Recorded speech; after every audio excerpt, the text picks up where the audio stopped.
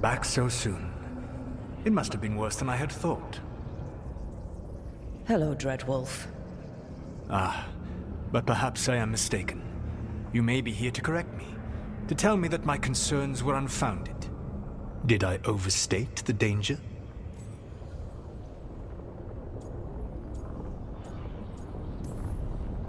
No. It appears to be just about as bad as you said.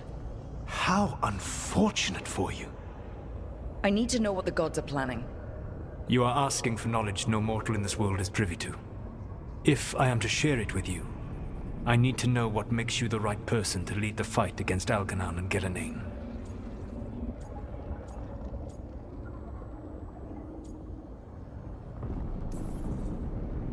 I stopped you, didn't I? You disrupted the ritual. Yeah, I did. Even though I'm nowhere near as powerful as you. Your plan is to tell me how powerful you aren't?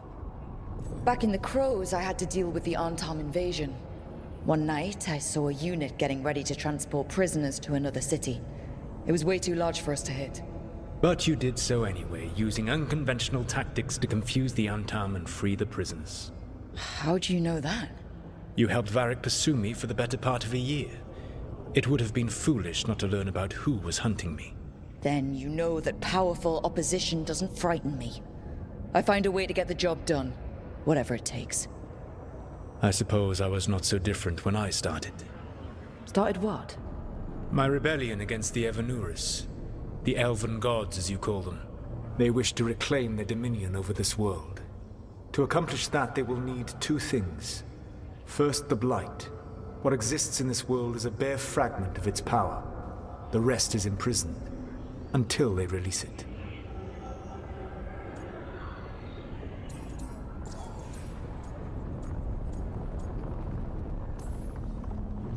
I don't understand.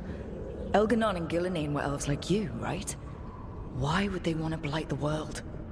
It is my fault. As the Dread Wolf, I was a thorn in their side. When my efforts weakened their grasp on the elven people, they grew frustrated, then desperate. And turned to the Blight. Once the corruption took hold of them, they were blind to its horror. It was just another source of power for them. Now they would blight the world without hesitation, and call us backward and foolish for opposing them.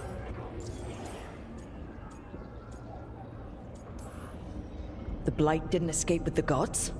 Algernon and Gillenane escaped largely empty-handed, fortunately.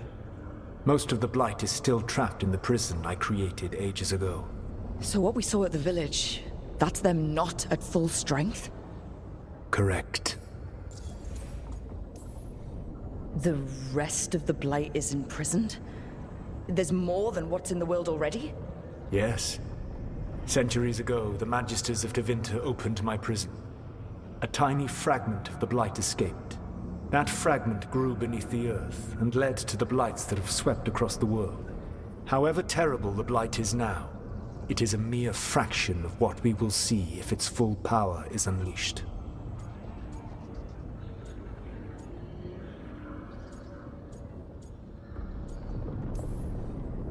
But we can stop them from freeing the Blight, right? They will need to pierce the veil to reach the Blight's prison. My Lyrium dagger is one of the few artifacts capable of doing so. We've already recovered it from the ritual site. Excellent. Then they will have to make their own. That will give you time. You said the gods needed two things, and the Blight is the first? What's the second? Followers. They have called themselves gods. And what is a god without worshippers to sing their praises?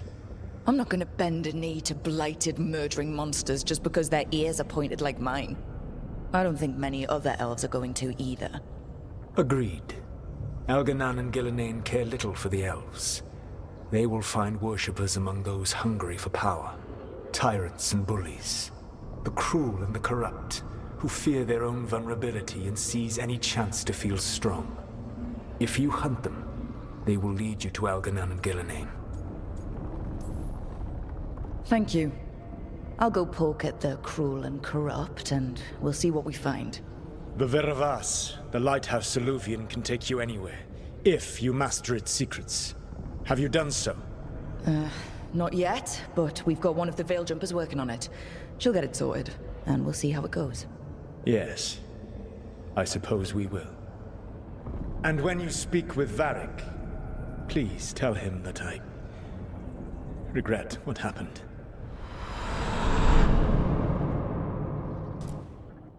So Solas told the truth about the gods. You heard? It's bad, Varric. If you'd seen Demeter's crossing.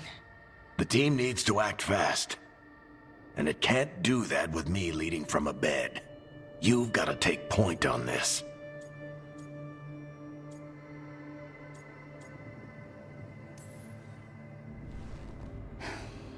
I'll get it done.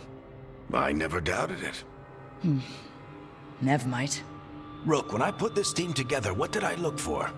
A detective to find the Dreadwolf, and a scout to get us the lay of the land. Exactly the people he'd expect me to recruit. Disciplined, predictable. And then there's you. Remember when we first met, kid?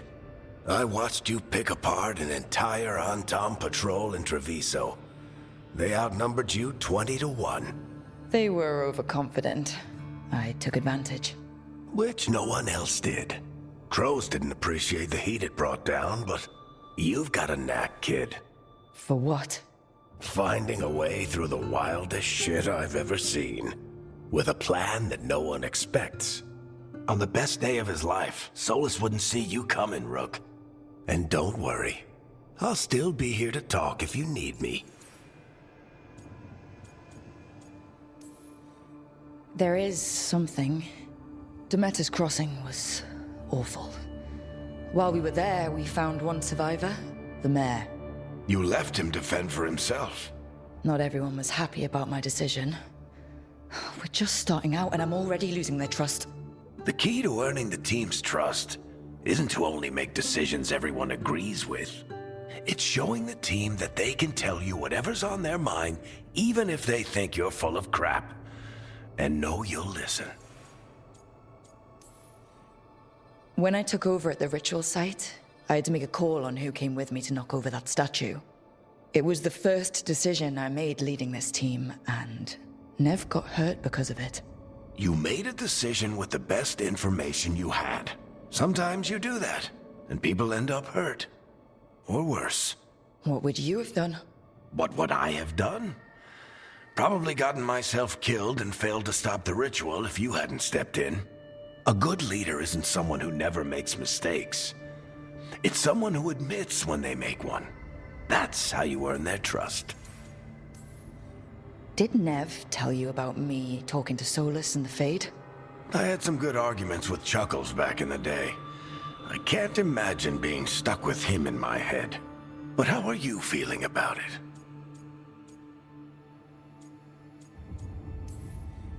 It doesn't matter how I feel about it.